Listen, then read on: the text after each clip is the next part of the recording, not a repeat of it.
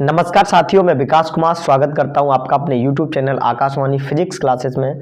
तो दोस्तों, आज की इस वीडियो हम देखने वाले हैं रे ऑप्टिक्स यानी किरण प्रकाशिकी का मोस्ट इम्पोर्टेंट टॉपिक, जो कि है आपका गोलीय अवतल पृष्ठ पर अपवर्तन का सूत्र। मोस्ट इम्पोर्टेंट टॉपिक है, यानी बहुत बार पूछा गया है एग्जाम में और पूछा जा सकता है।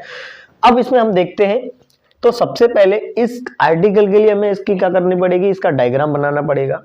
तो गोलीय अवतल आपने अवतल दर्पण पढ़ा है, इसी प्रकार गोलीय अवतल पृष्ठ बनाना है, लेकिन उस पर पॉलिश नहीं करनी। तो हम ये क्या करते हैं, गोलीय अवतल पृष्ठ बना लिया, जिसमें ये पीछे कांच है। क्या है? कांच। और यहाँ है ये वायु, एक तरफ वायु है और एक तरफ कांच है। मैं स्केल का, ये मेरा थोड़ा सा स्केल है तो मैं इसका यूज कर लेता हूँ। यहाँ पे ये मैं इसका मुख्य अक्ष खींच रहा हूँ, ये इसका मुख्य अक्ष है। और इस गोलीय अवतल पृष्ठ के ठीक मध्य बिंदु को मैंने P नाम दे दिया, जिसे हम ध्रुव कहते हैं। अब इसके मुख्य अक्ष पर कहीं एक बिंदु है, जो कि एक बिंदुआकार है, जो वस्तु है। एक मैंने वस्तु रख दी, जिसको नाम दे दिया मैंने O। और यहाँ एक वक्रता केंद्र C है इसका। अब जैसे ही इस वस्तु से प्रकाश की किरण जाती है और इस लेंस में टकराती है, तो यहाँ लेंस में टकराएगी तो यहाँ एक अभिलंब होगा, जो कि मैं इस बिंदु C पर इस अभिलंब को डाल दे रहा हूँ। यानी बिंदु C से ये अभिलंब है, खींचा गया है, तो ये एक मैंने अभिलंब बना दिया, जो कि इसके वक्रता केंद्र C से होते हुए जा रहा है। जैसे ही यहाँ वस्तु क्या हो गई, अपवर्तन, जैसे ही इस अवतल पृष्ठ से ये प्रकाश की किरण क्या करेगी, यहाँ टकराएगी, तो यहाँ क्या होगा, अपवर्तन की घटना होगी। और हमने अपवर्तन पढ़ा है कि जब एक प्रकाश की किरण विरल माध्यम से सघन माध्यम में जाती है तो अभिलंब की ओर झुक जाती है। और मैंने यहाँ एक अभिलंब डाला है बिंदु C से। अब ये प्रकाश की किरण क्या करेगी, सीधी ना जाके थोड़ी सी अभिलंब की ओर झुक जाती है।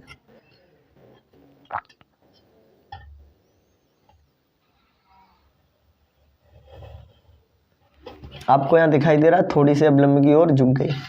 और अभिलंब, आपतित किरण और अभिलंब के बीच जो कोण बनता है उसे हम कहते हैं I। और अपवर्तित किरण और अभिलंब के बीच जो कोण बनता है उसे कहते हैं R। ये आपतन कोण, ये अपवर्तन कोण। अब एक प्रकाश की किरण इस मुख्य अक्ष के सीध में होके गई, और आपको पता है कि जो गोलीय अवतल पृष्ठ है ये एक कांच के खोखले गोले का पृष्ठ होता है। अब ये जो इसका मुख्य अक्ष है, एक त्रिज्या का कार्य करता है, और प्रत्येक त्रिज्या परिधि पर लंबवत होती है। तो यहाँ 90 अंश का कोण बनाएगा। तो ये जब 90 अंश कोण बनाएगी प्रकाश की किरण, तो उसी मार्ग में अपवर्तन के पश्चात वापस लौट जाएगी। तो यहाँ से भी एक प्रकाश की किरण जाएगी और उसी मार्ग में वापस लौट जाती है अपवर्तन के पश्चात। अब जो ये वाली किरण है अपवर्तन के पश्चात जो अभिलंब की ओर झुक गई है, इसको हम क्या करें, अगर मैं इसको पीछे की ओर बढ़ाऊं, यानी पीछे की ओर क्या करूं, इसको खींचूं, तो हमें ये मुख्य अक्ष पर काटती हुई दिखाई देगी। मुख्य अक्ष पर क्या करती हुई दिखाई देगी, काटती हुई दिखाई दे रही है। ठीक है, देखो ये मैंने बना दिया है, मुख्य अक्ष पर काटती हुई दिखाई दे रही है। और इसका नाम दे दिया बिंदु I, क्योंकि ये दोनों किरणें आपस में काट रही, तो यहाँ इस बिंदु O का प्रतिबिंब बन जाता है इस बिंदु I पर, जो कि आभासी और सीधा होगा। ठीक, इधर देखते हैं, ये क्या है, अपवर्तन कोण, और ये आमने सामने की दो सम्मुख कोण आपस में बराबर होते हैं। तो ये आमने सामने के ये वाले कोण हैं, ये वाला मैं इसको R दे दूं, तो ये R आपस में बराबर हो जाएगा। ठीक है, अब यहाँ पे एक काम और करें कि इसको मैंने दे दिया अल्फा, इसको दे दिया ये बीटा, और ये दे दिया इसको गामा। इतना तो आपका हो गया ये पूरा डायग्राम, यानी चित्र की बात करें तो ये हमने कंप्लीट कर लिया। अब इसके बेस पे इसकी क्या करनी है, हमें थ्योरी लिखनी है और गणना कि माना एक गोलीय अवतल पृष्ठ है जिसका एक मुख्य अक्ष है और मध्य बिंदु एक पी है जो कि ध्रुव है। ठीक है, ऐसे में लिखना है। इसके बाद हमें गणना स्टार्ट करनी है। तो गणना में स्टार्ट करने से पहले आपको एक काम और करना है कि इसकी दूरियां माप लो। तो सभी दूरियां दर्पण हो चाहे लेंस हो उसके ध्रुव पी से ही मापी जाती हैं। बाईं तरफ मापी गई दूरियां सभी नेगेटिव होती हैं और दाईं तरफ मापी गई दूरियां सभी पॉजिटिव होती हैं। तो इस गोलीय अवतल पृष्ठ पर सभी दूरियां हमारे बाईं तरफ हैं, तो ये सारी की सारी दूरियां नेगेटिव आएंगी। और ध्रुव सी क्या है, इसका वक्रता केंद्र, और ध्रुव पी से सी तक की दूरी इसकी क्या कहलाएगी, वक्रता त्रिज्या। तो पी सी बराबर माइनस के आर में लिख सकता हूं, क्योंकि पी से सी तक की दूरी वक्रता त्रिज्या होती है जिसे हम आर से प्रदर्शित करते हैं, और वो नेगेटिव आएगी। क्यों आएगी, क्योंकि ये इधर बाईं तरफ है और बाईं तरफ मापी गई सभी दूरियां नेगेटिव होती हैं। ये हमने चिन्ह प्रॉपर्टी में बहुत अच्छी तरीके से पढ़ा है। अब दूसरी तरफ पी से इस प्रतिबिंब तक की दूरी को वी कहते हैं। तो पी आई बराबर माइनस के वी, क्योंकि ये भी बाईं ओर ही है। और पी से ओ की दूरी यानी वस्तु की दूरी, तो पी ओ बराबर माइनस के यू। यहां तक बात क्लियर। अब हम स्टार्ट करते हैं गणना। तो स्नेल का नियम हमने पढ़ा है। स्नेल का नियम, तो स्नेल का नियम कहता है कि आपतन कोण की ज्या तथा अपवर्तन कोण की ज्या का अनुपात नियतांक होता है, यानी n बराबर sine i upon sine r. छोटे कोण के लिए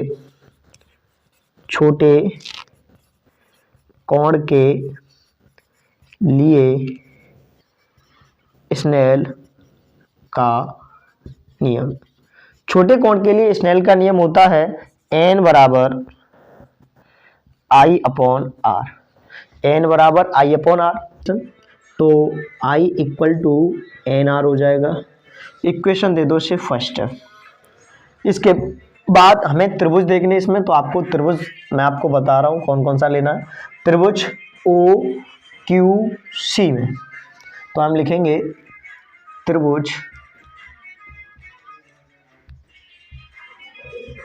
ओ क्यू सी में, त्रिभुज ओ क्यू सी में ले ली। ठीक है, अब ये हमने त्रिभुज क्यों लिया, क्योंकि आपको त्रिभुज की आपने प्रॉपर्टी पढ़ी होगी कि एक बाह्य कोण दो अंतः दूरस्थ कोणों के योगफल के बराबर होता है।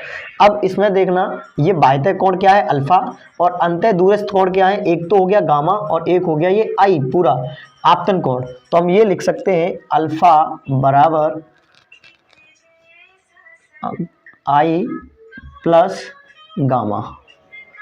अब यहां से अगर आई की वैल्यू निकालें तो ये इधर चला जाएगा, तो सीधा करके लिख दो आई बराबर alpha minus gamma, equation first. अब इसी प्रकार हमें एक और त्रिभुज देखना है इसमें, तो आपको त्रिभुज दिखाई दे रहा होगा आई क्यू सी, त्रिभुज आई क्यू सी में, त्रिभुज आई क्यू सी में फिर से वही प्रॉपर्टी लगेगी कि जो बाह्य कोण होता है वो दूरस्थ अंतः कोणों के योगफल के बराबर होता है।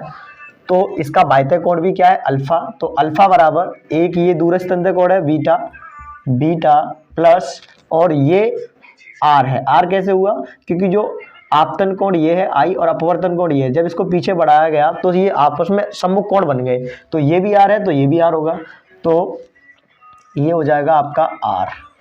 आर की वैल्यू निकालेंगे तो alpha minus beta, equation second. अब ये समीकरण एक में समीकरण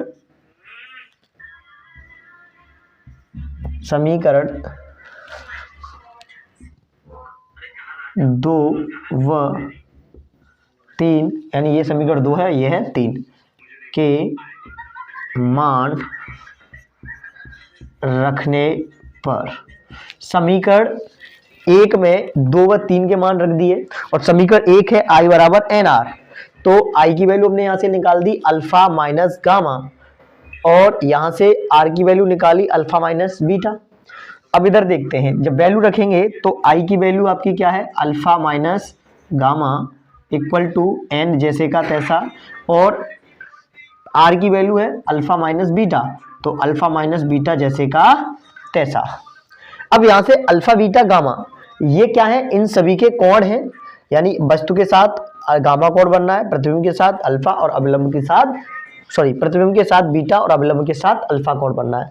तो कोण का फॉर्मूला होता है, कोण निकालने के लिए जो फॉर्मूला होता है, कोण बराबर आपने पढ़ा होगा चाप बट्टे त्रिज्या। अब चाप इसका क्या है, अगर हम अल्फा कोण की बात करते हैं तो इसके लिए चाप क्यूपी होगा।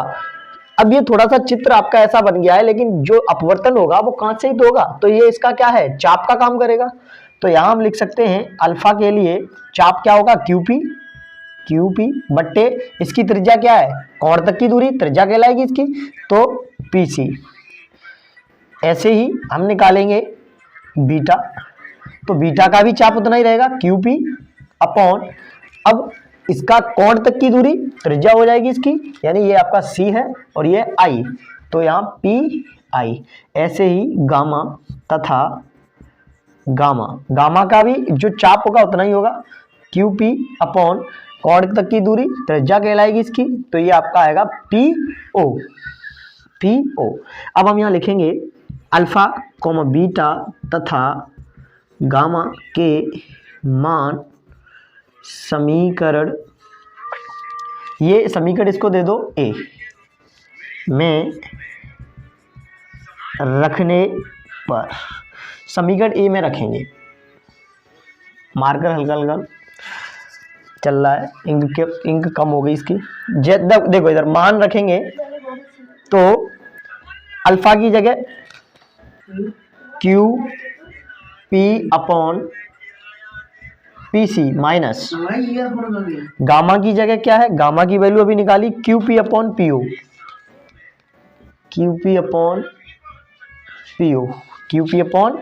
ओ, इक्वल टू एन जैसे का तैसा, और अल्फा की value q p upon p c minus, अब आपकी बीटा की वैल्यू है क्यू पी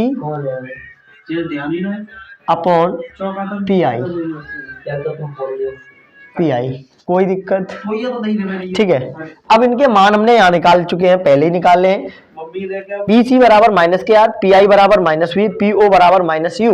अब इनकी वैल्यू जैसे कि तैसे यहाँ रख दें, तो पहले तो क्यू पी ऊपर से कॉमन मिल जाएगा, तो 1/पी सी माइनस 1/पी ओ बराबर एन जैसे का तैसा, और यहाँ पे भी क्यू पी कॉमन मिलेगा, तो 1/पी सी माइनस क्यू पी अपॉन 1/पी आई, क्यू पी से क्यू पी कैंसिल, तो मैं लिख सकता हूँ 1/पी सी की जगह माइनस के आर, माइनस जैसे का तैसा, पी ओ की जगह पी ओ माइनस के यू, तो माइनस के यू बराबर एन जैसे का तैसा, पी सी की जगह माइनस के 1/आर माइनस पी आई की जगह माइनस के वी, माइनस है ये पॉजिटिव, ये भी माइनस है, ये भी प्लस, तो माइनस के 1/आर प्लस 1/यू बराबर एन जैसे का तैसा, और माइनस, या एक काम करते हैं, इनका मल्टीप्लाई करते हैं, माइनस n/आर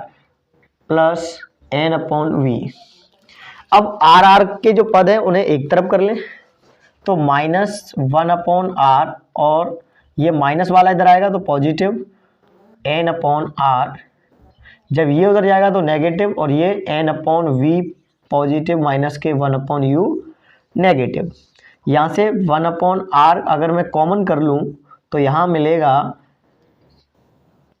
1 माइनस के प्लस 1 एन प्लस एन, सही बात है ना, 1/आर कॉमन कर लिया, एन यहाँ बच गया, माइनस 1 यहाँ बच गया, इक्वल टू n/वी माइनस 1/यू।